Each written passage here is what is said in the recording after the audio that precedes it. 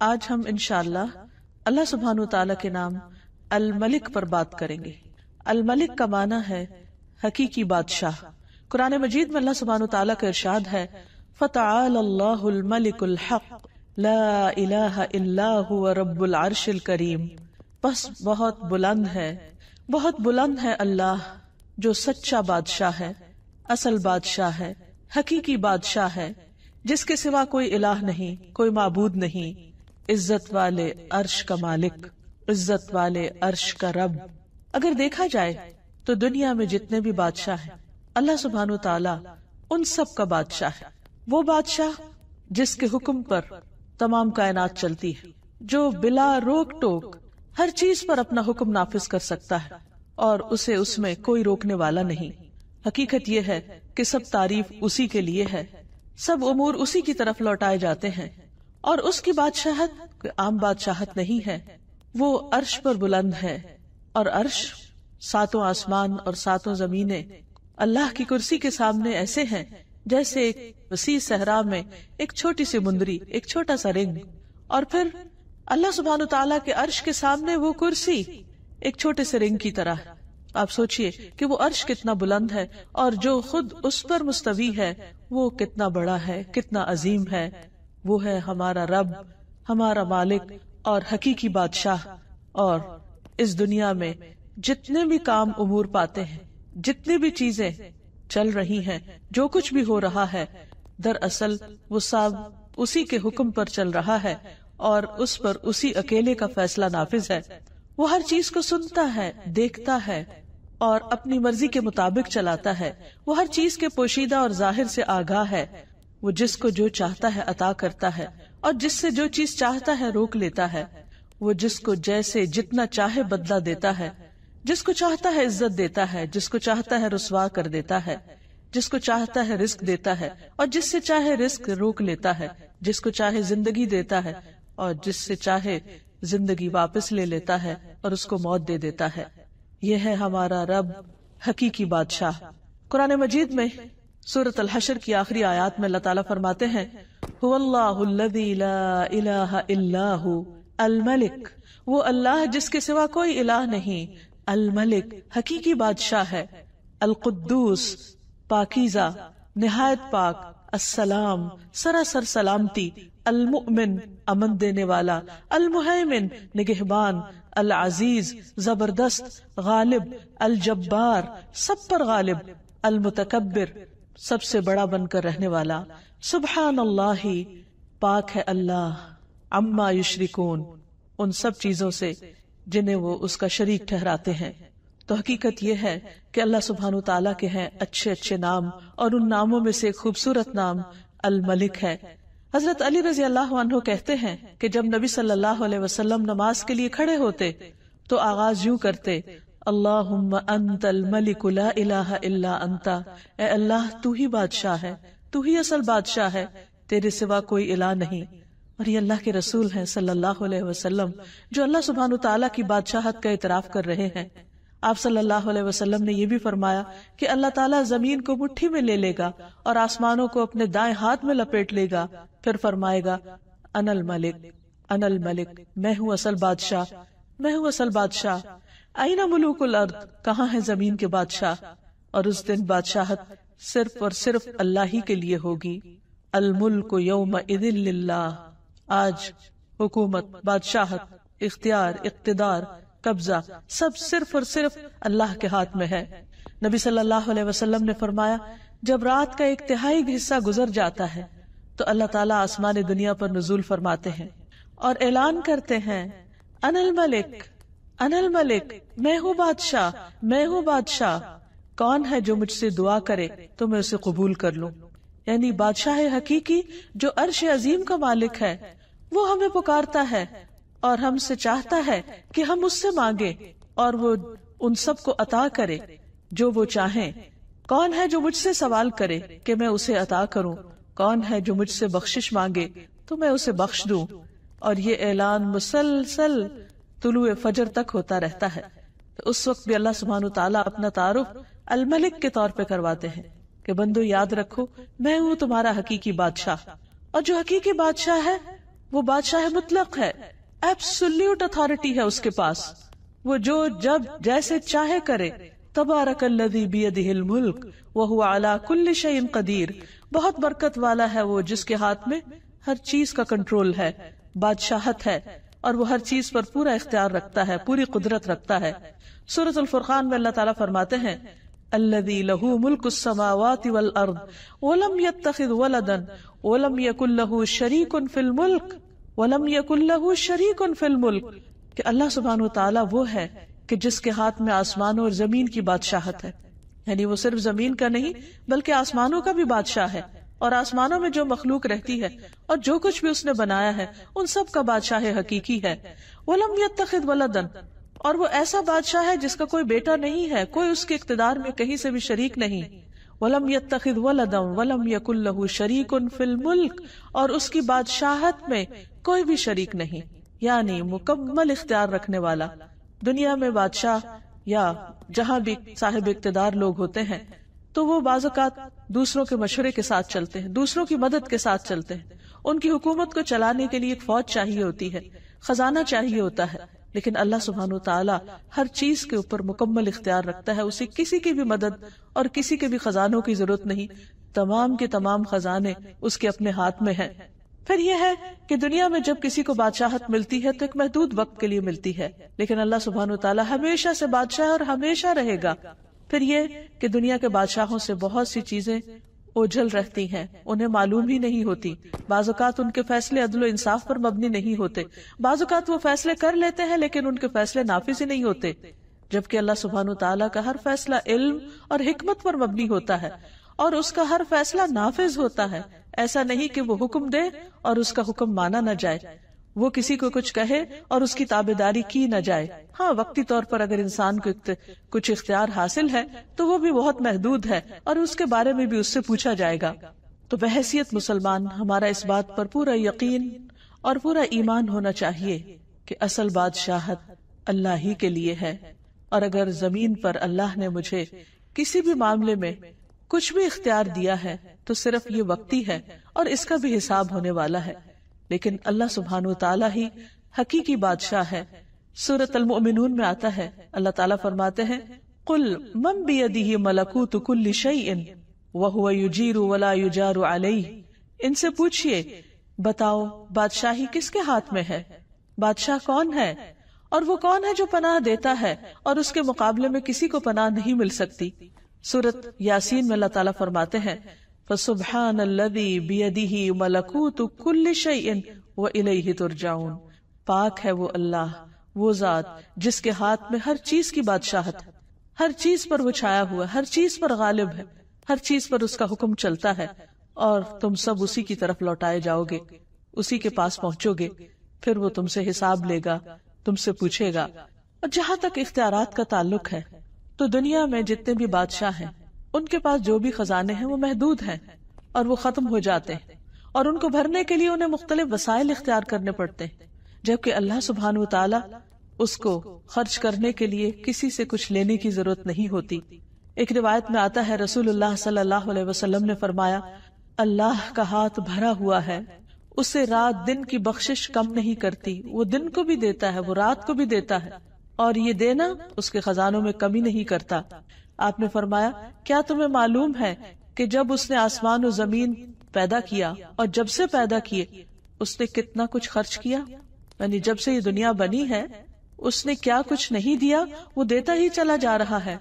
عام طور پر دنیا میں وقتی طور پر جب کسی کو اقتدار ملتا ہے یا بادشاہت ملتی ہے تو اس کے پاس جو بھی خزانہ ہوتا ہے یا خرچ کرنے کو ہوتا ہے وہ محدود ہوتا ہے، اور بعض اوقات خرچ کرنے کے بعد وہ ختم بھی ہو جاتا ہے، اور اس خزانے کو بھرنے کے لیے مختلف طرح کے ہیلے کرنے پڑتے ہیں. لیکن اللہ سبحانہ وتعالیٰ کسی کا بھی محتاج نہیں، وہ دن رات خرچ کرتا ہے لیکن اس کے خزانوں میں کسی قسم کی کوئی کمی واقع نہیں ہوتی. رسول اللہ صلی اللہ علیہ وسلم نے فرمایا اللہ تعالیٰ کا ہاتھ بھرا ہوا ہے اور وہ اس میں سے دن رات خرچ کرتا ہے، لیکن تمہیں معلوم ہے کیا کہ جب سے اس نے آسمان و زمین پیدا کیے ہیں اس نے کتنا خرچ کیا ہے؟ اس نے بھی اس میں یعنی اس وقت سے خرچ کرنے نے اس میں کوئی کمی نہیں کی، یعنی اس کا ہاتھ پھر بھی بھرا ہوا ہے، وہ جتنا بھی دیتا چلا جائے اس کے خزانے کم نہیں ہوتے، وہ کسی کا محتاج نہیں، اسے کسی سے قرض نہیں لینا ہوتا، اسے کسی سے لے کر نہیں دینا، وہ پوری طرح مالک بھی ہے اور پھر بادشاہ بھی ہے۔ پھر فرمایا کہ اس کا عرش پانی پر ہے اور اس کے دوسرے ہاتھ میں ترازو ہے جسے وہ جھکاتا اور بلند کرتا رہتا ہے، یعنی جیسے جس چیز میں چاہے تصرف کرے، اسے کوئی روکنے والا نہیں ہے۔ اس کے برعکس بندوں کی بادشاہت بہت محدود ہے، وقت کے اعتبار سے بھی اور ان کے پاس جو اختیارات ہیں اس کے اعتبار سے بھی۔ لیکن کتنی حیرت کی بات ہے کہ ہم اگر دنیا میں کسی کے پاس کچھ بھی اختیار ہو تو اس سے فوراً مروب ہو جاتے ہیں، اس سے ڈرنے لگتے ہیں، اس کی مرضی کی بات کرنے لگتے ہیں۔ لیکن اس کے برعکس اللہ سبحانہ وتعالی جو پوری کائنات کا بادشاہ ہے اور ہر چیز کا اختیار اس کے پاس ہے، ہم اس سے ڈرتے نہیں، اس کے آگے جھکتے نہیں۔ یہ کس قدر ناسمجھی کی بات ہے، اور بات وہی ہے جو اللہ سبحانہ وتعالی نے خود فرمائی، وَمَا قَدَرُ اللَّهَ حَقَّ قَدْرِهِ، انہوں نے اللہ کی قدر ہی نہیں کی جیسا کہ حق ہے اس کی قدر کرنے کا۔ وَالْأَرْضُ جَمِيعًا قَبْضَتُهُ يَوْمَ الْقِيَامَةِ، اور زمین ساری کی ساری اس کے قبضے میں ہوگی قیامت کے دن۔ وَالسَّمَاوَاتُ مَطْوِيَّاتٌ بِيَمِينِهِ، اور آسمان اس کے دائیں ہاتھ میں لپٹے ہوئے ہوں گے، یعنی ہر چیز اس کے قبضہ قدرت میں ہے، اختیار میں ہے۔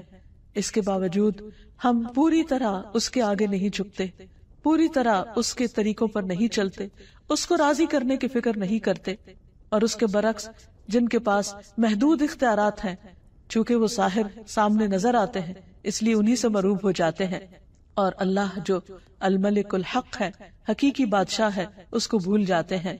پھر آپ دیکھیے کہ اللہ سبحانہ وتعالی جیسی قدرت بھی کسی کے پاس نہیں۔ عبداللہ بن مسعود کہتے ہیں کہ علماء یہود میں سے ایک شخص رسول اللہ صلی اللہ علیہ وسلم کے پاس آیا اور کہا، اے محمد، ہم تورات میں پاتے ہیں کہ اللہ تعالیٰ آسمانوں کو ایک انگلی پر اٹھا لے گا، اور زمین کو ایک اور انگلی پر اٹھا لے گا، اور درختوں کو ایک انگلی پر، اور پانی اور مٹی کو ایک انگلی پر، اور تمام مخلوقات کو ایک انگلی پر، اور پھر فرمائے گا انا الملک، میں ہوں بادشاہ، میں ہوں بادشاہ۔ نبی صلی اللہ علیہ وسلم نے جب اس عالم کی بات سنی تو آپ مسکرا دیے، اور دراصل یہ مسکراہٹ اس یہودی عالم کی تصدیق کے طور پر تھی۔ پھر آپ نے یہ آیت تلاوت فرمائی، وَمَا قَدَرُ اللَّهَ حَقَّ قَدْرِهِ وَالْأَرْضُ جَمِيعًا قَبْضَتُهُ يَوْمَ الْقِيَامَةِ وَالسَّمَاوَاتُ مَطْوِيَّاتٌ بِيَمِينِهِ سُبْحَانَهُ وَتَعَالَى عَمَّا يُشْرِكُونَ، اور ان لوگوں نے اللہ کی قدر نہیں کی جیسا کہ اس کی قدر کرنے کا حق ہے، اور ساری زمین قیامت کے دن اس کی مٹھی میں ہوگی، اس کے ہاتھ میں ہوگی، اور آسمان دائیں ہاتھ میں لپٹے ہوئے ہوں گے۔ وہ ان لوگوں کے شرک سے بالکل پاک اور بلند تر ہے، یعنی لوگ اللہ سبحانہ وتعالیٰ کی عظمت کو اس طرح محسوس نہیں کرتے جس طرح کرنا چاہیے۔ پھر یہ بھی یاد رہے کہ اللہ سبحانہ وتعالیٰ کی بادشاہت میں کبھی بھی کسی قسم کی کوئی کمی نہیں آئے گی۔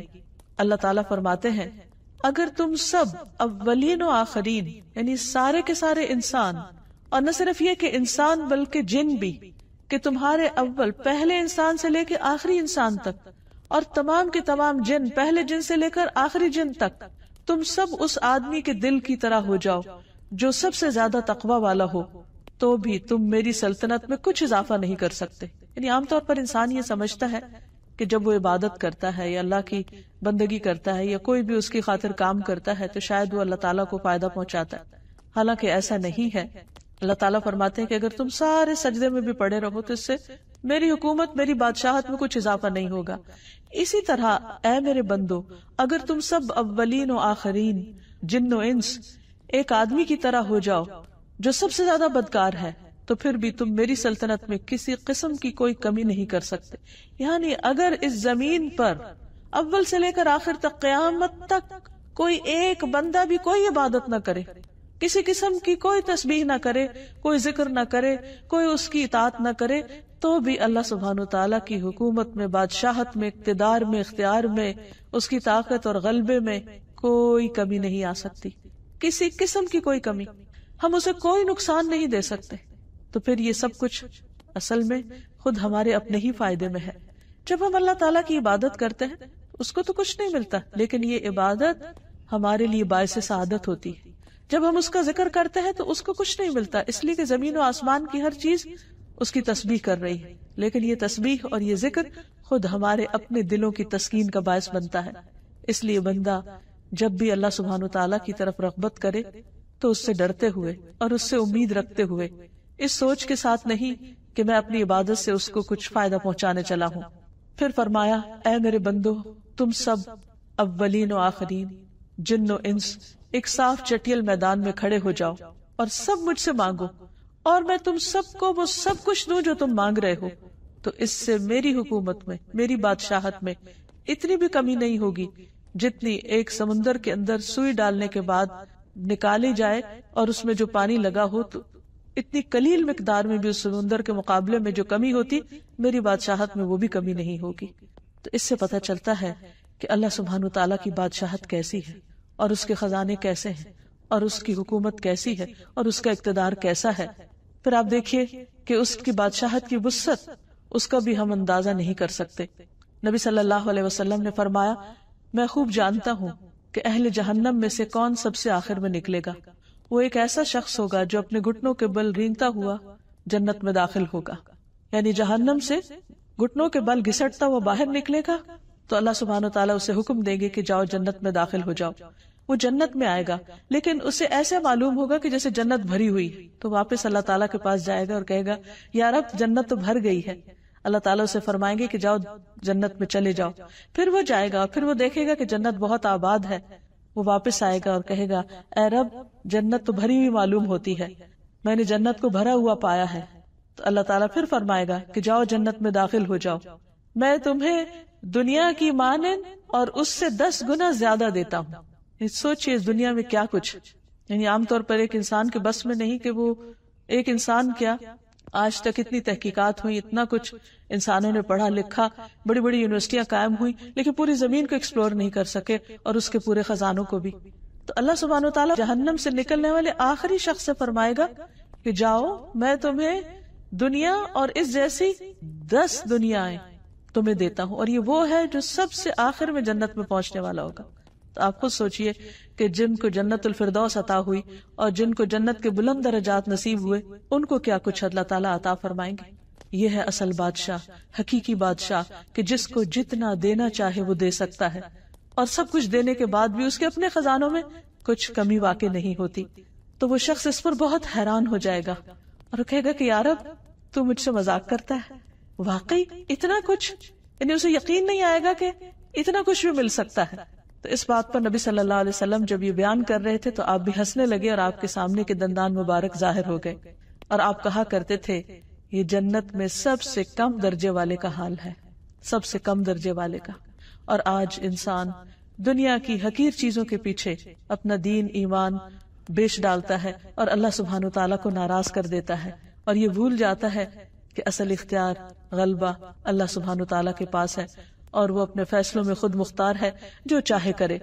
اللہ سبحانہ تعالیٰ وقتی طور پر دنیا میں جب کسی کو کوئی بھی نعمت دیتا ہے تو عام طور پر شیطان اس کے دل میں غرور اور تکبر ڈالنے لگتا ہے، اور اگر کچھ اختیار اور اقتدار مل جائے تو یہ چیز اور بڑھنے لگتی ہے، اور اللہ سبحانہ تعالیٰ کو بندوں کی یہی چیز پسند نہیں۔ رسول اللہ صلی اللہ علیہ وسلم نے فرمایا اللہ عز و جل فرماتے ہیں کہ تکبر میری چادر ہے اور عظمت میرے ازار ہے، پس جو کوئی مجھ سے اس کے بارے میں جھگڑا کرے گا میں اسے آگ میں پھینک دوں گا۔ یعنی کسی بھی شخص کو خدا بننے کی ضرورت نہیں۔ اگر کوئی اپنے آپ کو خود مختار اور مالک الملک سمجھتا ہے کہ سب حکومت اور سب اختیار اور سب اقتدار میرے پاس ہے اور مجھے کوئی نقصان نہیں دے سکتا، یا میں سب کچھ کر سکتا ہوں، تو اس سے بڑی غلط فہمی کوئی نہیں۔ دنیا میں انسان کو چھوٹی یا بڑی کوئی بھی جو نعمت ملے، ہمیشہ انسان ہمبل رہے، شکر ادا کرتا رہے، اسے اللہ کی دی ہوئی نعمت سمجھے اور اپنے آپ کو کبھی بھی اس کا حقیقی مالک نہ سمجھے۔ جو کچھ ہے عارضی طور پر ہے، ایک امتحان کے لیے ہے، اور جلد ہمارے ہاتھوں سے نکل جانے والا ہے، اس لیے اصل اختیار اللہ کے پاس ہے۔ پھر اسی طرح یہ بھی یاد رہے کہ اللہ سبحانہ وتعالیٰ کی بادشاہت ایسی بادشاہت ہے کہ جس میں حکم دینے یا روکنے اور کسی بھی چیز کو کرنے کا مکمل اختیار اس کے پاس ہے۔ ارشاد باری تعالیٰ ہے بدیع السماوات والارض واذا قضى امرا فانما يقول له كن فيكون، آسمانوں اور زمین کا موجد ہے، اور جب کسی کام کے کرنے کا فیصلہ کر لیتا ہے تو بس اتنا کہتا ہے کہ ہو جاؤ، اور وہ ہو جاتی۔ آپ سوچئے کہ دنیا میں اگر کوئی حکم دیتا بھی ہے تو بعض اوقات اس کے حکم، اس کے آرڈیننس، اس کے فرمان کی کیا ویلیو ہوتی، بعض اوقات پوری پوری قوتیں صرف کر کے بھی ایک قانون کو نافذ نہیں کیا جا سکتا، جبکہ اللہ سبحانہ وتعالی صرف اتنا ارادہ کرتے ہیں کہ ہو جاؤ، اور صرف کلمہ کن فرماتے ہیں اور سب کچھ ہو جاتا ہے، اور کوئی اس کو روکنے والا نہیں ہوتا۔ اور اسی لیے ہم ہر نماز کے بعد جو دعا پڑھتے ہیں یا پڑھنے کا حکم دیا گیا کہ اللہم لا مانع لما اعطیت ولا معطی لما منعت ولا ينفع ذا الجد منک الجد، اے اللہ جسے تو دے اسے کوئی روکنے والا نہیں، اور جس سے تو روک دے اسے کوئی دینے والا نہیں، اور کسی مالدار کو اس کا مال تیری بارگاہ میں کوئی فائدہ نہ دے سکے گا۔ یعنی اگر دنیا میں کسی کے پاس کچھ بھی ہے تو وہ دنیا ہی کے چند دن کے فائدے کے لیے ہے، آخرت میں وہ مال دے کر اللہ کو راضی نہیں کر سکتا۔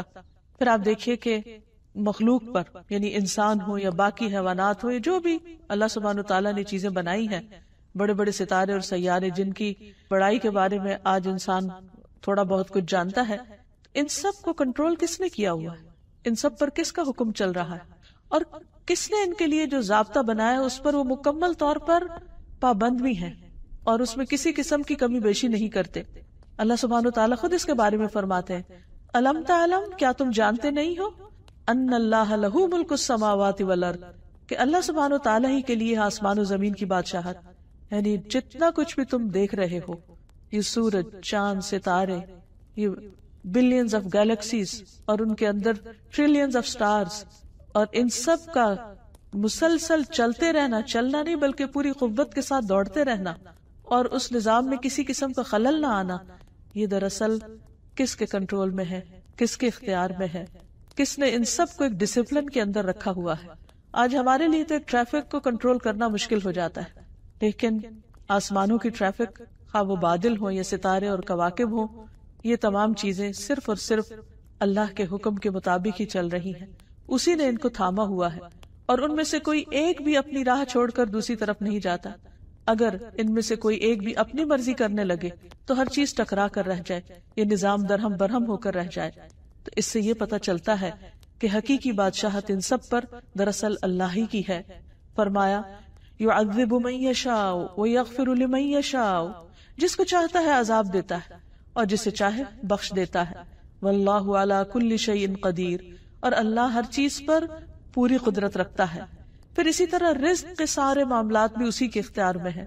واللہ یرزق من یشاء بغیر حساب، اللہ جس کو چاہتا ہے بغیر حساب کے رزق دیتا ہے، یعنی انلمیٹڈ۔ پھر کسی کو حکومت دینا یا نہ دینا یہ بھی اس کے اختیار میں ہے۔ واللہ یؤتی ملکہ من یشاء، اللہ اپنی بادشاہت دیتا ہے، اپنی حکومت دیتا ہے جسے چاہتا ہے، اور اللہ وسعت والا، علم والا ہے، سیدھے راستے پہ چلانا بھی اسی کے اختیار میں ہے۔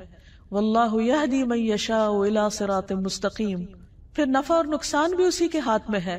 وَإِن يَمْسَسْكَ اللَّهُ بِضُرٍّ فَلَا كَاشِفَ لَهُ إِلَّا هُوَ، اگر اللہ سبحانہ وتعالیٰ تمہیں کوئی نقصان پہنچانا چاہے تو اس کے سوا اسے کوئی ہٹا نہیں سکتا۔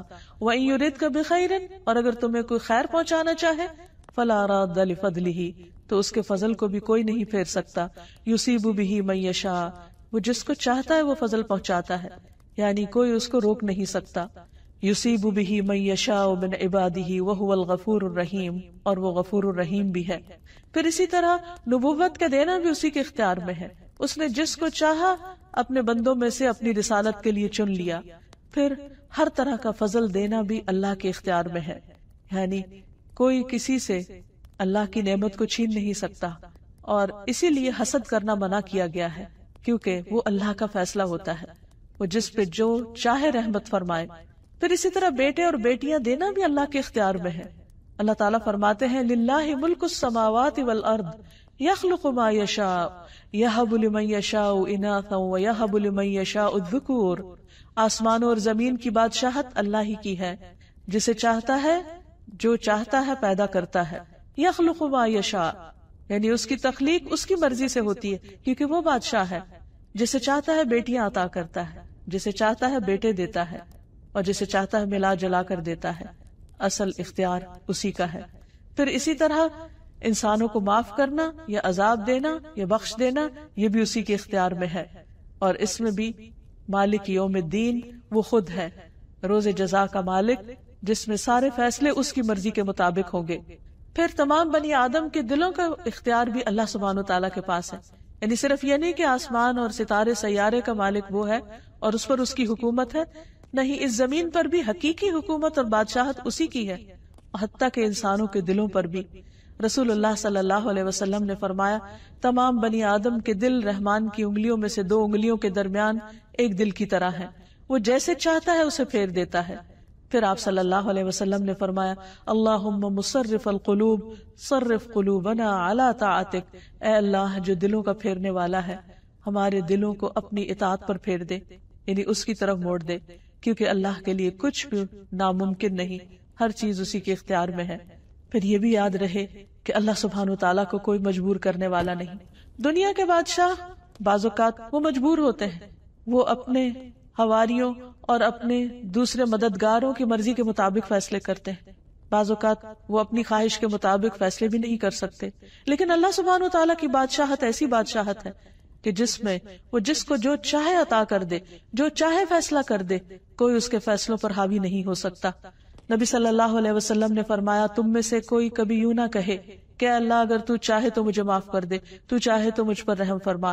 نہیں، بلکہ پورے عزم سے مانگے، کیونکہ اللہ جو چاہے کرتا ہے، وہ جو چاہے کرتا ہے، کوئی اسے مجبور کرنے والا نہیں. اس لیے اس سے خوب اچھی طرح پورے یقین اور اعتماد کے ساتھ مانگو. اور ایک اور چیز یہ کہ اس کی بادشاہت ایسی بادشاہت ہے جس میں وہ ظلم نہیں کرتا. دنیا میں اگر انسان کو چند انسانوں پر بھی کچھ اختیار مل جائے تو اس اختیار کی وجہ سے بعض اوقات وہ ان کے حقوق مارنے لگتا ہے یا ان پر ظلم کرنے لگتا ہے، ان کو اپنے کنٹرول میں لینے لگتا ہے.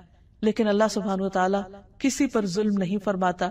ابی رضی اللہ عنہ کہتے ہیں، اگر اللہ اپنے آسمان والوں اور زمین والوں کو عذاب دینا چاہے تو وہ دے سکتا ہے اور وہ ان پر ظلم کرنے والا نہ ہوگا، اور اگر وہ ان پر رحم کرنا چاہے تو کر سکتا ہے، تو اس کی رحمت ان کے لیے ان کے اعمال سے زیادہ بہتر ہے.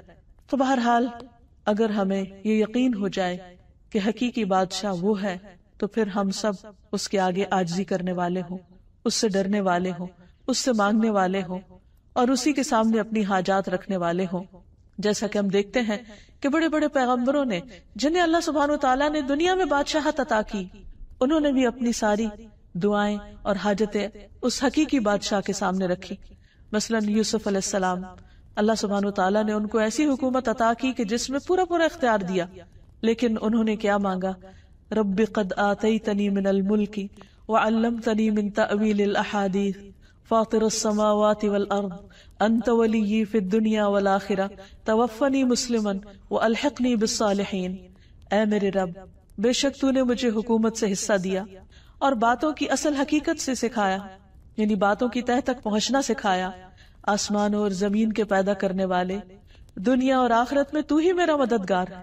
یعنی انہیں اپنی بادشاہت پر کسی قسم کا کوئی فخر نہیں تھا اور انہوں نے اسے کوئی اپنی ذاتی ملکیت نہیں سمجھا، بلکہ کیا کہا کہ یہ سب کچھ دراصل تیری ہی مدد سے تھا. تو مجھے اسلام کی حالت میں فوت کرنا، یعنی میرے لیے سعادت کیا ہے کہ میں تیرا بندہ بن کے جیوں اور میری موت بھی تیری بندگی میں آئے، تیری فرما برداری میں آئے، اور تو مجھے نیک لوگوں کے ساتھ ملا. یعنی دنیا کی بادشاہت پر انہوں نے کس چیز کو فوقیت دی؟ اللہ سبحانہ وتعالیٰ کی رضا کو اور نیک بندوں کی صحبت کو. سلیمان علیہ السلام، جن کے لیے اللہ سبحانہ وتعالیٰ نے ہر چیز کو مسخر کر رکھا تھا، ہواؤں کو مسخر کر رکھا تھا، جنات کو مسخر کر رکھا تھا، پرندوں کو، ہر طرح کی فوجیں تھی ان کے پاس، لیکن وہ اللہ کے فرما بردار بندے تھے. وہ کیا دعا کرتے ہیں؟ رب اغفر لی وہب لی ملکا لا ينبغی لأحد من بعدی انک انت الوہاب. وہ بھی اللہ ہی سے مانگتے ہیں، اے رب مجھے بخش دے. کس قدر عاجزی ہے، سب کچھ ہوتے ہوئے بھی کہتے یا رب مجھے بخش دے اور ایسی بادشاہت دے جو میرے بعد کسی کے لائق نہ ہو. یقیناً تو بہت عطا کرنے والا ہے. یعنی ایک طرف اپنی بخشش اور دوسری طرف جو ان کے دل میں تھا انہوں نے مانگا اور پورے یقین کے ساتھ مانگا. پھر اسی طرح ذوالقرنین، اللہ سبحانہ وتعالیٰ نے ان کو بھی بہت کچھ اختیار دیا اور یہاں تک دیا کہ تو لوگوں کے بارے میں جیسا بھی تصرف کرنا چاہے کرے. لیکن انہوں نے بھی کس طرح اللہ سبحانہ وتعالیٰ کو راضی کرنے کے لیے بندوں کے ساتھ احسان کیا اور اپنے اقتدار سے کسی طرح کا ناجائز فائدہ نہیں اٹھایا.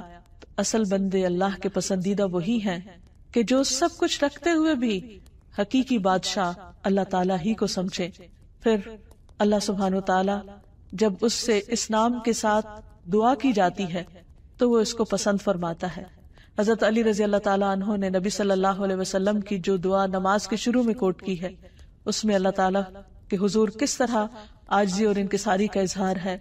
اللہم انت الملک، اے اللہ تو ہی بادشاہ ہے.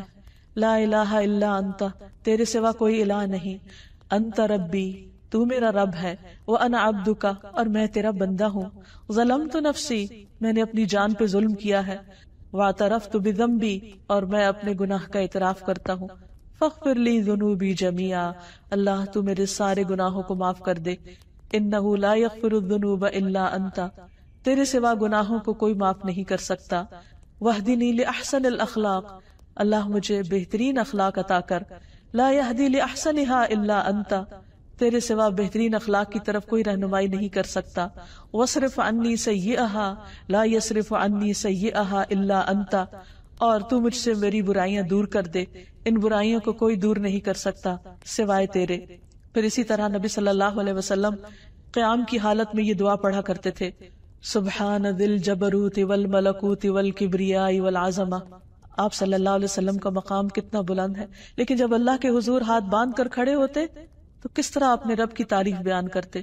سبحان ذی الجبروت والملکوت والکبریاء والعظمہ، پاک ہے وہ جو طاقت والا، سلطنت والا، کبریائی والا اور عظمت والا ہے. جو شخص جتنی زیادہ اللہ کی معرفت رکھتا ہے اتنے ہی خوبصورت الفاظ میں اللہ سبحانہ وتعالیٰ کو یاد کرتا ہے. پھر اسی طرح جو اللہ سبحانہ وتعالیٰ کے پسندیدہ کلمات ہیں ان میں سے لا الہ الا اللہ وحدہ لا شریک لہ لہ الملک ولہ الحمد وہو علی کل شیء قدیر ہے.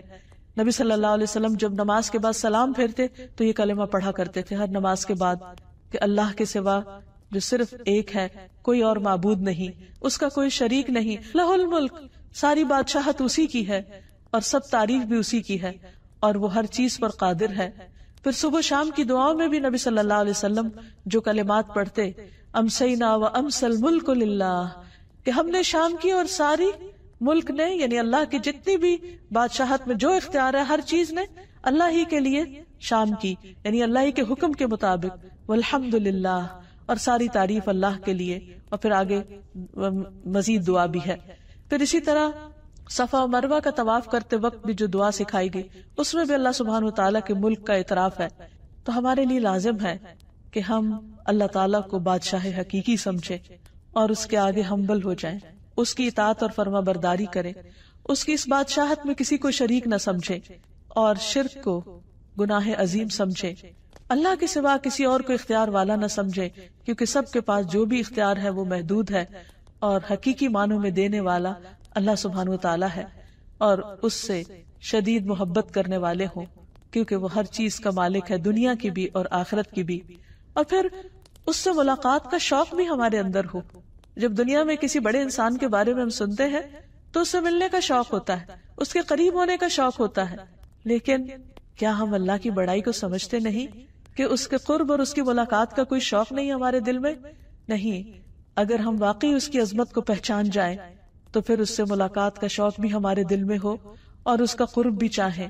اور اس کا قرب نماز کے ذریعے حاصل ہوتا ہے. اس نے خود ہمیں بتا دیا واسجد واقترب، سجدہ کرو اور قریب ہو جاؤ، کیونکہ وہ عظیم بادشاہ ہے اور جب اس کو خوش کر دیں گے تو وہ ہمیں خوش کر دے گا. جیسے موسیٰ علیہ السلام اپنی قوم سے آگے فوراً اللہ سبحانہ وتعالیٰ کی طرف بڑھے. اللہ تعالیٰ نے پوچھا کہ کیا چیز تجھے سب سے پہلے آگے لے آئی؟ وہ کیا چیز تھی جو انہیں اللہ سبحانہ وتعالیٰ کی طرف دوڑا رہی تھی؟ اس کی ملاقات کا شوق تھا. تو اللہ سبحانہ وتعالیٰ ہم سب کو اپنی ملاقات کا شوق دے اور اپنی عظمت کا احساس دے. وآخر دعوانا ان الحمد للہ رب العالمین.